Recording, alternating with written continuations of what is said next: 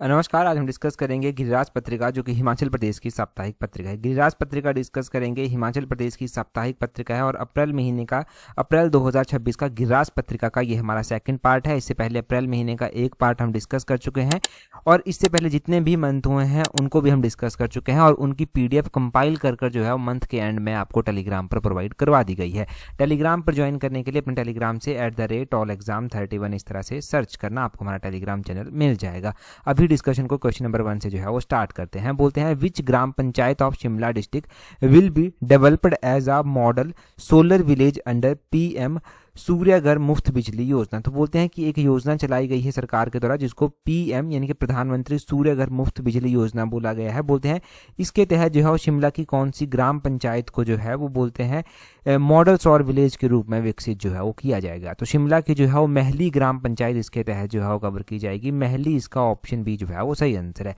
अब देखिए ये जानकारी जो है वो शिमला के डिप्टी कमिश्नर के द्वारा दी गई। शिमला के डिप्टी कमिश्नर ने बताया कि अराउंड 10 विलेजेज ऐसे थे जिनको इस योजना के तहत जो था वो सिलेक्ट किया गया था, जिसमें कुमारसेन, दत्तनगर, चौपाल, महली, ये सारे विलेजेज जो था वो आते थे। चौपाल नहीं था शायद उसमें, चलो ये इंपॉर्टेंट भी नहीं है कौन सा विलेज था कौन सा नहीं है, परंतु 10 विलेज जो था वो इसके तहत सिलेक्ट किए गए थे और उन 10 विलेजेस को कहा गया था कि जो भी रिक्वायरमेंट्स हैं उनको 28 फरवरी 2026 तक जो है वो पूरा करो।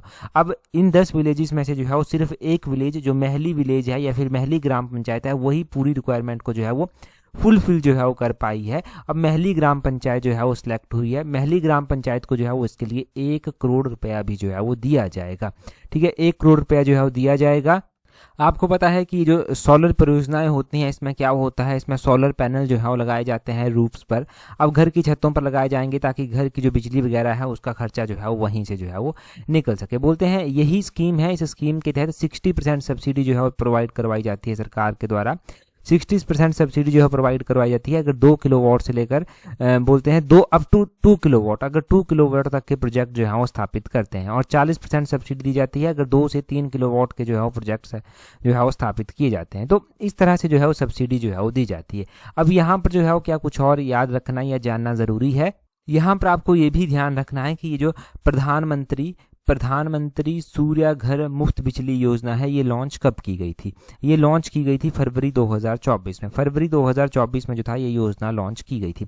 इसमें मैंने आपको क्या बताया, इसमें जो है वो जो सोलर रूफ टॉप पैनल लगाए जाते हैं उनमें जो है वो सरकार सब्सिडी भी जो है वो देती है। अगर 2 किलोवाट तक के लगाते हैं तो 60% सब्सिडी दी जाती है और अगर 2 से 3 किलोवाट तक के लगाते हैं तब 40% सब्सिडी जो है वो दी जाती है। इसमें अधिकतम आप जो है 3 किलोवाट तक के ही जो है वो सोलर रूफ टॉप पैनल जो है वो लगा सकते हैं। ठीक है जी, तो ये है प्रधानमंत्री सूर्यघर मुफ्त बिजली योजना। अगला क्वेश्चन देखिए क्या बोलते हैं। अगले क्वेश्चन में बोलते हैं what is the name of mission announced in the Himachal Pradesh 2026-27 budget which aims to increase the state forest cover from 29.5% to 32% by 2030। अब देखिए यहाँ पर कुछ डाटा भी आपको याद रखना है, वो नोट भी आपको करना है और साथ में ही इस मिशन के बारे में भी जो है वो जानना है। अब ये मिशन कौन सा मिशन है जिसके तहत 2026-27 के बजट में ये घोषणा की गई है कि हिमाचल प्रदेश में जो वन क्षेत्र है उसको जो है वो 32% तक बढ़ा देना है। वो है मिशन 32%। ऑप्शन बी इसका सही आंसर हो जाएगा। ये मिशन 32% एक सरकार के द्वारा इस तरह की योजना अनाउंस की गई है अभी के बजट 2026-27 में। अब इसका उद्देश्य ये है कि 2030 तक जो है जो वन क्षेत्र है हिमाचल का उसको 32% जो है वो बढ़ा देना है। प्रेजेंट टाइम में जो economic survey, latest economic survey आया है, वैसे तो आंकड़े कुछ भी बोल सकते हैं न्यूज़पेपर के, परंतु जो इकोनॉमिक सर्वे 2025-26 का आया है उसमें क्या क्या डाटा जो है वो आपको याद रखना है। देखिए हिमाचल प्रदेश का जो फॉरेस्ट कवर है वो कितना है। फॉरेस्ट कवर आप ध्यान रखना कि 68.16% जो है वो फॉरेस्ट कवर है। साथ में ही आपने ध्यान रखना कि ये तो फॉरेस्ट कवर हो गया, परंतु एक्चुअल फॉरेस्ट कितना है। जो एक्चुअल फॉरेस्ट है वो है 27.99%। एक ये ध्यान रखना आप कि एक्चुअल फॉरेस्ट कवर जो है वो कितना है। अब ये आपको दो चीज़ें पता चल गई कि फॉरेस्ट कवर कितना है, एक्चुअल फॉरेस्ट कवर कितना है। यही डाटा आपको in term of square kilometre भी ध्यान रखना है। अगर हम फॉरेस्ट कवर की बात करते हैं कि कितना ऑफिशियली फॉरेस्ट एरिया जो है वो हिमाचल का है, वो है 37,948 स्क्वायर किलोमीटर, जो कि 68.16% जो है वो बनता है। साथ में ही जो है वो आपने ये भी ध्यान ध्यान रखना है कि हिमाचल प्रदेश का जो है, बोलते हैं हिमाचल प्रदेश का जो एक्चुअल फॉरेस्ट कवर है वो कितना है, तो आपने वो ध्यान रखना है कि एक्चुअल फॉरेस्ट कवर जो है वो 15,580 स्क्वायर किलोमीटर जो है वो है, जो 27.99% जो है वो बनता है। अब इसी को बढ़ाने की बात की गई है कि भाई हम इसको बढ़ाकर जो है वो कितना 32% जो है वो कर देंगे, और 32% जो है वो 2030 तक ये किया जाएगा। इसके लिए ही सरकार ने ये मिशन 32% एक इस तरह का मिशन जो है वो लॉन्च जो है वो किया है। अब फॉरेस्ट के बारे में देखो, ये संभावित है कि फॉरेस्ट के बारे में ऑफिशियल डाटा एग्जाम में पूछा ही जाएगा। हिमाचल प्रदेश का जो एक्चुअल पूरा फॉरेस्ट कवर है उसमें से जो है वो बोलते हैं जो फॉरेस्ट है वो किस तरह से डिवाइड जो है वो किए गए हैं। अगर आप देखेंगे तो फॉरेस्ट को जो है वो किस तरह से डिवाइड किया गया है, इसमें जो है वो बोलते हैं कि मॉडरेटली डेंस फॉरेस्ट आते हैं और वेरी डेंस फॉरेस्ट जो है वो आते हैं। तो अगर हम बात करते हैं इन्हीं फॉरेस्ट कवर की कि मॉडरेटली डेंस फॉरेस्ट जो है वो कितना स्क्वायर किलोमीटर एरिया कवर करते हैं, तो 7,280 स्क्वायर किलोमीटर ध्यान रखना, ये मॉडरेटली डेंस फॉरेस्ट जो है वो आता है। ठीक है जी, ये आता है। और अगर आप बात करते हैं कि वेरी डेंस फॉरेस्ट कितना आता है, तो वेरी डेंस फॉरेस्ट जो है वो 3,170 स्क्वायर किलोमीटर जो है वो एरिया आता है। और ओपन फॉरेस्ट कितना आता है, ओपन फॉरेस्ट जो है वो 5,182 स्क्वायर किलोमीटर जो है वो आता है। तो इतना तो आप ध्यान रख ही सकते हैं कि वेरी डेंस फॉरेस्ट कितना है, मॉडरेटली डेंस फॉरेस्ट कितना है, ओपन फॉरेस्ट जो है वो कितना है। साथ में ही फॉरेस्ट के बारे में जो मिशन है चलाया गया सरकार के द्वारा वो कौन सा मिशन है।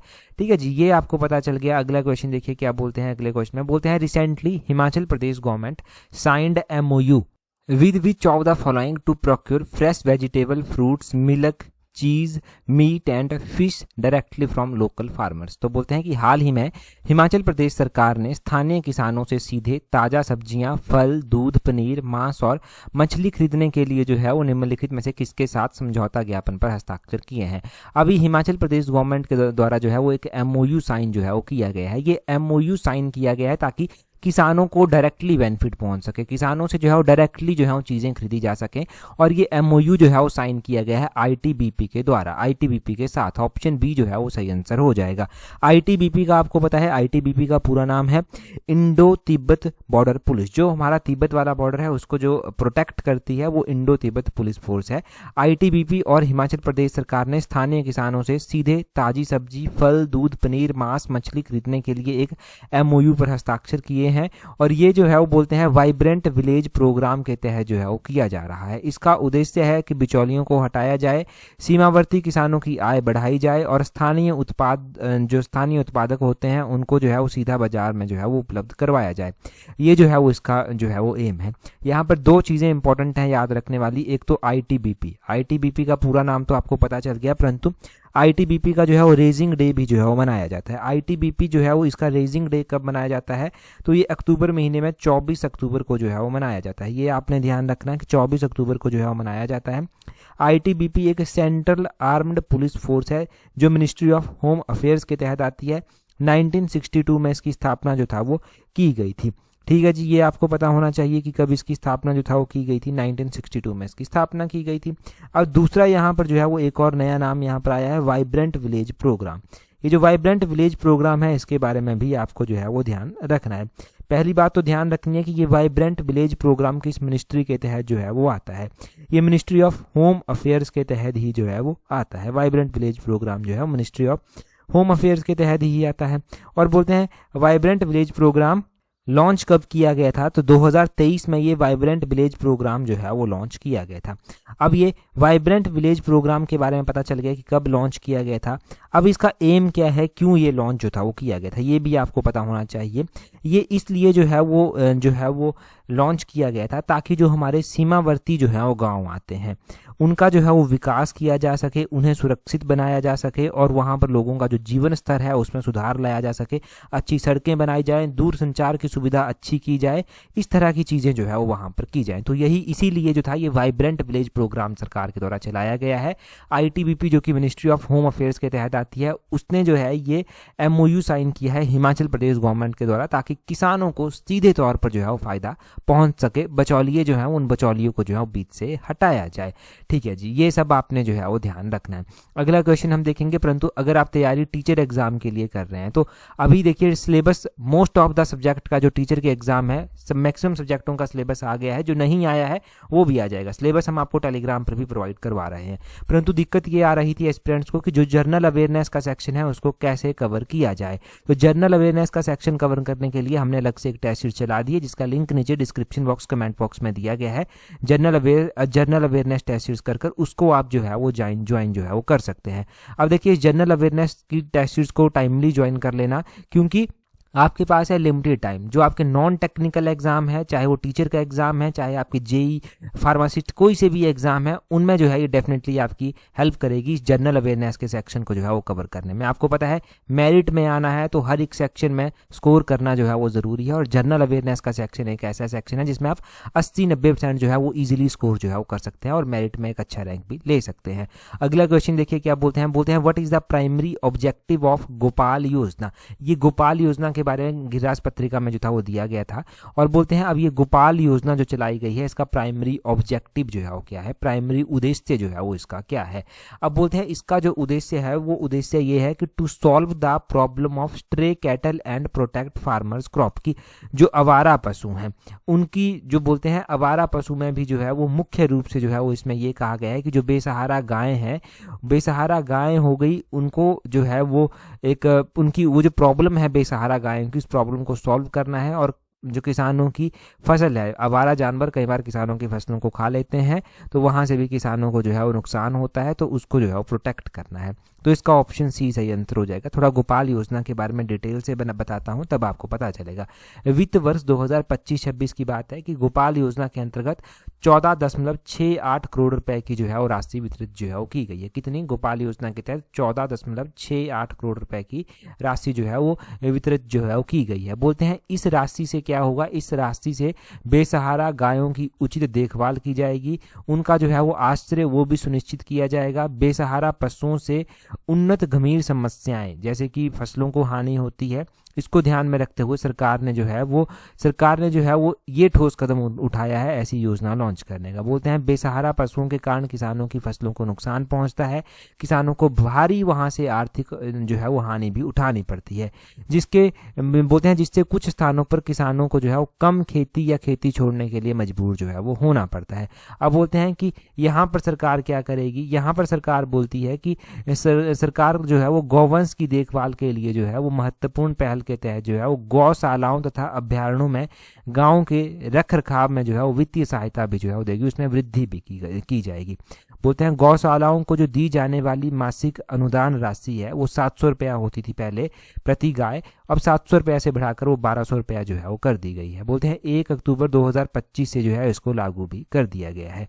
बोलते हैं ये वित्तीय सहायता जो है वो हिमाचल प्रदेश गौ सेवा आयोग के माध्यम से जो है वो दी जाती है। ठीक है, अब 2026-27 में जो है वो आपको पता चल गया कि 2025-26 में इसको जो है वो 14.68 करोड़ रुपया जो है वो दिया गया था। और यहाँ पर ना मैंने बड़ा कुछ आपको बताया, आपको कितना समझ आया वो तो आप जानते होंगे, परंतु इस पूरे डाटा को एनालाइज करेंगे ना तो दो ही चीज़ें निकल कर आएंगी। एक कि जो आवारा गायें होती हैं उनसे किसानों की फसल को प्रोटेक्ट करना है, दूसरा कि जो गौशालाएं हैं उनमें जो है वो आवारा गायों को जब रखा जाता था तो प्रति गाय 700 रुपया दिया जाता था, अब ये 1200 रुपया जो है वो दिया जाता है। तो लमसम में इतने पॉइंट आप जो है वो ध्यान रख लेना, आपकी प्रॉब्लम सॉल्व यहाँ से। अगला क्वेश्चन देखिए क्या बोलते हैं the fiscal deficit of Himachal Pradesh in budget 2026-27 is approximately what percentage of GSDP. तो बोलते हैं कि 2026-27 के बजट में, यहाँ पर स्टार ही लगा लीजिए, ये स्टार लगा लीजिए, और यहाँ पर कुछ बजट के क्वेश्चन भी ऐड हैं, तो इसी टेस्ट शीट्स को जो है वो मैं बजट वाली प्लेलिस्ट में भी जो है वो ऐड कर दूंगा ताकि बजट के क्वेश्चन यहाँ से भी आप जो है वो रिवाइज कर सके। अब देखिए बोलते हैं कि बजट 2026-27 में बोलते हैं हिमाचल प्रदेश का जो राजकोषीय घाटा है वो जो है वो कितना है। यहाँ पर पूछा गया है कि फिस्कल डेफिसिट हिमाचल प्रदेश का जो है 2026-27 के बजट के अनुसार जो है वो आपको बताना है। तो फिस्कल डेफिसिट है 3.49%, ऑप्शन बी सही आंसर है। अप्रोक्सीमेटली 3.5% भी आप इसको जो है वो बोल सकते हैं। ठीक है जी, ये आपको पता चलता है यहाँ से। अब थोड़ा सा और आगे चलकर डिटेल से जो है वो देखिए क्या क्या यहाँ पर ज़रूरी है। बोलते हैं हिमाचल प्रदेश का जो बजट 2026-27 आया, ये 21 मार्च 2026 को जो है प्रेजेंट किया गया। कई बार तो टैट जैसे एग्जाम में यही पूछ लिया जाता है कि 2026 का बजट कब पेश किया गया, तो 21 मार्च 2026 को ये पेश किया गया। बोलते हैं इसमें जो फिजिकल डेफिसिट है वो है एस्टिमेटेड 9,698 करोड़, 6,998 करोड़ जो है ये एस्टिमेटेड है, ये आपने ध्यान रखना है। बोलते हैं ये अप्रोक्सीमेटली 3.49% जीएसडीपी का जो है वो बनता है। कितना? 3.49% जीएसडीपी का जो है वो बनता है। और बोलते हैं the budget aiming for physical consolidation project a total expenditure of 54,928 crore.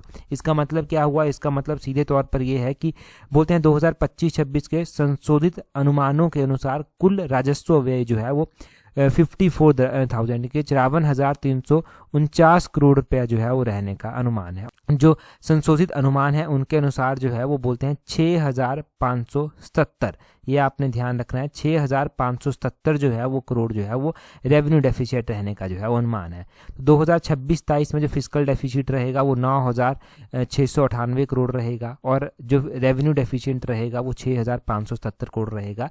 Revenue deficit का क्वेश्चन अभी आगे आएगा, भी उसको हम देखेंगे।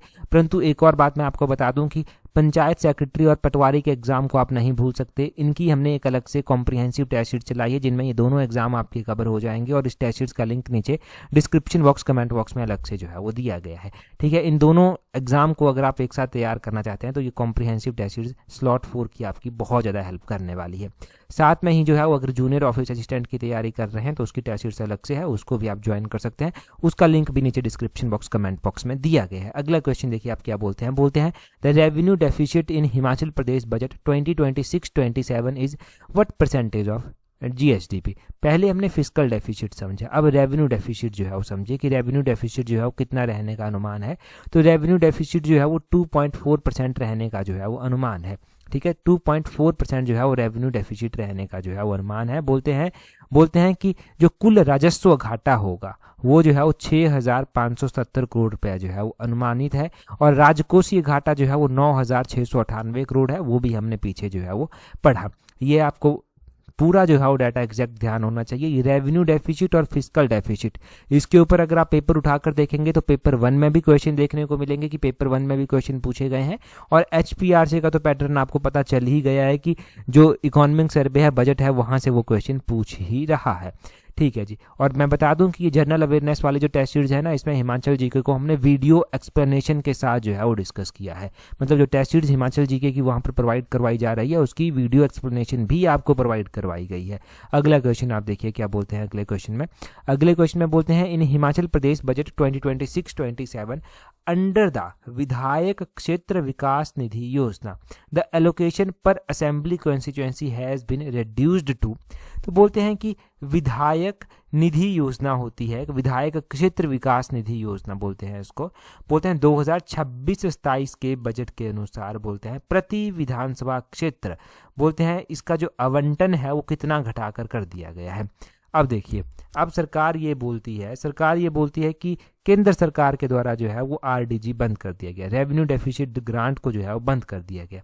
तो हमें भी बाकी चीज़ें चलाना जो है वो मुश्किल जो है वो हो रही हैं। तो विधायकों को जो है वो क्या होता है, अब हमारे पास जितने भी विधायक हैं उन सबको जो है वो विधायक क्षेत्र विकास निधि योजना जो है वो दी जाती है। उनके पास ये फंड होता है जिसको वो अपने क्षेत्र में जो है वो यूटिलाइज जो है वो कर सकते हैं। अब बोलते हैं कि ये जो विधायक क्षेत्र विकास निधि योजना है, इसके तहत जो है वो सरकार पहले 2 करोड़ 20 लाख रुपया जो है वो उपलब्ध जो था वो करवाती थी।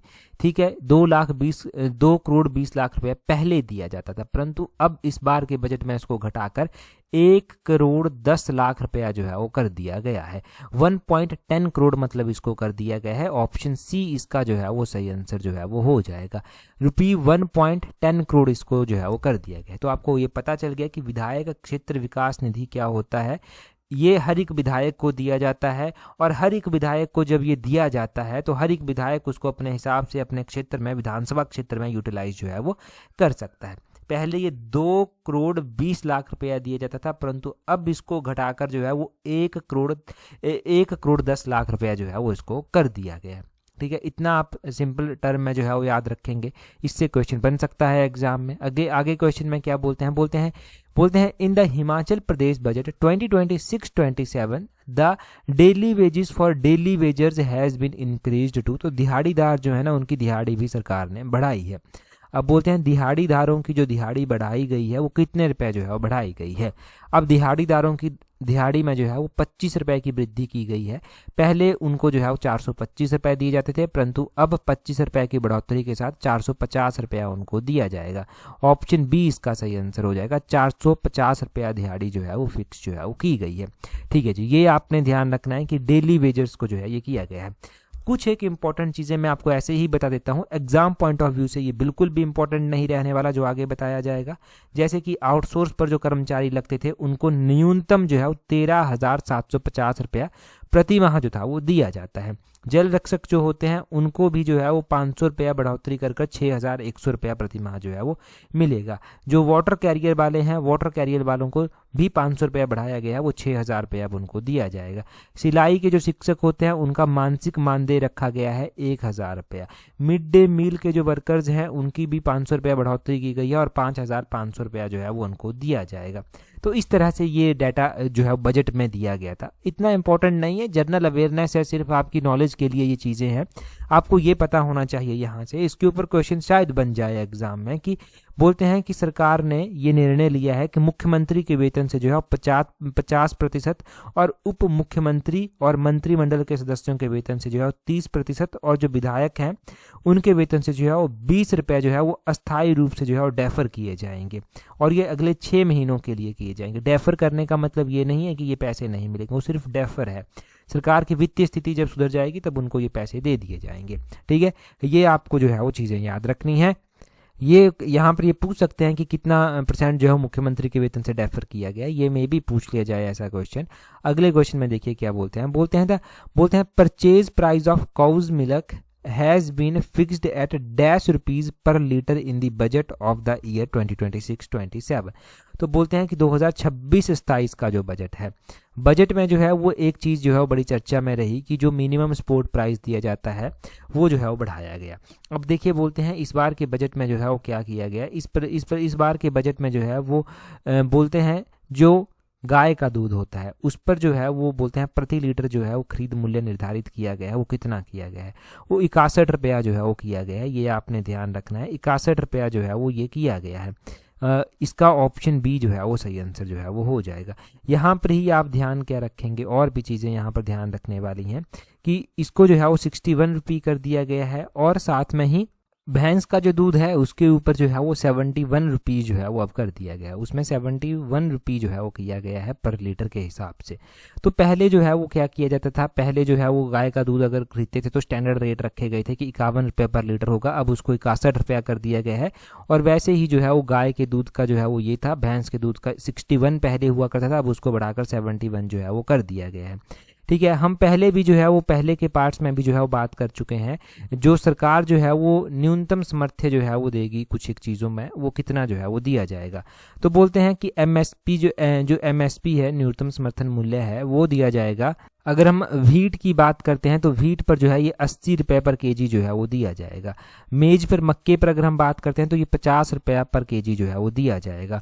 और उसी तरह हम एमएसपी जो है बारले पर बात करते हैं, जो पांगी में जौ उगाया जाता है नेचुरल फार्मिंग से, उसमें जो है वो पहले 60 रुपये दिया जाता था पर किलो के हिसाब से, अब 80 रुपये पर किलो के हिसाब से जो है वो पांगी के जौ को दिया जाएगा। और जो हल्दी है, हल्दी के ऊपर भी जो है वो एमएसपी सरकार देगी। पहले 90 रुपये दिया जाता था पर केजी के हिसाब से, अब 150 रुपया पर केजी के हिसाब से जो है वो दिया जाएगा। अभी सरकार ने इस बार के बजट में पहली बार ये अनाउंस किया है कि हम जो है वो जिंजर यानी कि अदरक के ऊपर भी जो है वो एमएसपी जो है वो देंगे। अदरक के ऊपर जो है वो 30 रुपये पर किलो के हिसाब से जो है वो एमएसपी जो है वो दिया जाएगा। ठीक है, 30 रुपये पर केजी के हिसाब से अदरक पर जो है वो एमएसपी दिया जाएगा, ये भी ध्यान रखना। और इस बार के बजट में जो नया एमएसपी अनाउंस किया गया है वो जिंजर पर किया गया है, पहले जिंजर पर नहीं दिया जाता था, अभी जो है वो जिंजर पर किया गया है। अच्छा, हिमाचल हिमाचल प्रदेश में आपको पता है कि सिरमौर में जिंजर जो है वो बहुत ज़्यादा जो है वो होता है, ये भी पता होना चाहिए। अगला क्वेश्चन देखिए, बोलते हैं when is Utkal day celebrated every year. अब ये उत्कल डे कब मनाया जाता है, क्यों ये चर्चा में जो है वो आया। उत्कल डे जो है वो किसको बोलते हैं, पहले तो मैं ये बताता हूँ। उड़ीसा में जो डे मनाया जाता है ना, उड़ीसा दिवस जिसको बोलते हैं, उड़ीसा में जो स्थापना दिवस मनाया जाता है उसको उत्कल दिवस जो है वो बोलते हैं। और उत्कल दिवस हर साल जो है वो 1 अप्रैल को जो है वो मनाया जाता है। हिमाचल प्रदेश के जो नए राज्यपाल बने हैं वो कौन है, वो है कविंद्र गुप्ता। उनका नाम ध्यान रखना, कविंद्र गुप्ता हिमाचल के नए जो हैं वो राज्यपाल हैं। इन्होंने लोक भवन में जो है वो राजस्थान, उड़ीसा और बिहार राज्यों के स्थापना दिवस समारोह के दौरान जो है वो एक भारत श्रेष्ठ भारत पहल का जो है वो इन्होंने अध्यक्षता जो है वो की। तो एक भारत श्रेष्ठ भारत पहल की भी ध्यान रखनी है आपने। अब यहाँ पर उत्कल दिवस मनाया जाता है 1 अप्रैल को। आपको ध्यान होना चाहिए कि 1 अप्रैल 1936 को जो है वो उड़ीसा को जो है वो एक सेपरेट प्रोविंस का जो है वो दर्जा मिल गया था, और तभी हम 1 अप्रैल को जो है वो 1 अप्रैल को जो है वो उत्कल दिवस मनाते हैं। 1 अप्रैल 1936 को इसको ये दर्जा मिला था। साथ में ही अब हम बिहार डे की बात भी कर लेते हैं, क्योंकि बिहार डे की भी वहाँ पर गिरिराज पत्रिका में बात की गई थी। अब बोलते हैं ये बिहार डे जो है वो कब जो है वो मनाया जाता है। यहाँ पर मैं लिख भी देता हूँ साथ में, जो बिहार डे मनाया जाता है वो हर साल जो है वो 22 तारीख को मनाया जाता है और मार्च महीने में जो है वो मनाया जाता है। 22 मार्च को मनाते हैं, क्योंकि बोलते हैं बिहार जो है इसकी फॉर्मेशन 22 मार्च को हुई थी, ये जो है वो माना जाता है, इसलिए हम मनाते हैं। साथ में ही बिहार का भी पता चल गया। अब राजस्थान की बात जो है वो कर लेते हैं कि राजस्थान डे जो है वो हर साल जो है वो कब मनाया जाता है। अब बोलते हैं राजस्थान डे जो है वो हर साल मार्च महीने में मनाया जाता है, 30 मार्च को मनाया जाता है। कब, 30 मार्च को ये मनाया जाता है राजस्थान डे। ये आप ध्यान रखें, ये राजस्थान डे जो है वो मनाया जाता है 30 मार्च को। अब आपको ये भी पता होना चाहिए हिमाचल डे हम कब मनाते हैं। अगले पार्ट में खैर हम हिमाचल डे के बारे में डिटेल से पढ़ेंगे भी, ठीक है, उसमें बहुत सारे कॉन्सेप्ट आपके क्लियर जो है वो होंगे। अगला क्वेश्चन देखिए आप क्या बोलते हैं नेक्स्ट क्वेश्चन में बोलते हैं recently who has been elected as new member of Rajya Sabha from Himachal Pradesh. तो बोलते हैं कि हिमाचल प्रदेश से राज्यसभा के नए सदस्य के रूप में किसे जो है वो चुना गया है। 4 ऑप्शंस आपके पास दिए गए हैं। हिमाचल से राज्यसभा के नए सदस्य कौन चुने गए हैं, ये आप जो है वो कमेंट कर जो है वो बताएंगे। अभी देखिए जल्दी से अपना आंसर कमेंट कर बताइए। इससे पिछले पार्ट में पहला ही क्वेश्चन हमने ये पढ़ा था। अगर आपने टेलीग्राम पर हमें अभी भी ज्वाइन नहीं किया है तो टेलीग्राम पर ज्वाइन करने के लिए अपने टेलीग्राम से @allexam31 इस तरह से सर्च करना, आपको हमारा टेलीग्राम चैनल मिल जाएगा। वहाँ पर आपको गिरिराज की मंथली PDF मिल जाएगी। जैसे ही ये महीना भी पूरा हो जाएगा इसकी PDF भी आपको वहाँ पर प्रोवाइड करवा दी जाएगी। आज की इस वीडियो में इतना ही है। That's all for today. Thank you very much for watching and listening it very patience.